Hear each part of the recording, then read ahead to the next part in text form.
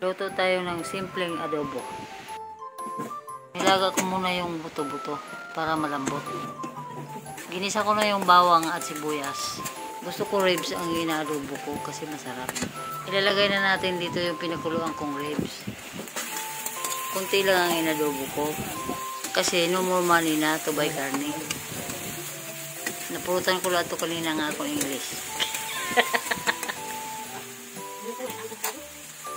So yan na. Let's close and open and put soy sauce. Napadamo na lugod na ako tuyo. Nang itong lugod na ako na adobo. Baka na inuring. Alright. Close open ulit tayo. Lagyan natin ng durog na paminta at laurel. Ayan.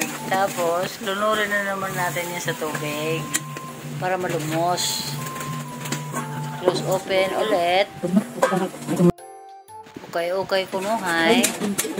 Lagyan ko pala yan ng konting asukal. Hindi ko na naipakita. And then, let's put soy at seasoning.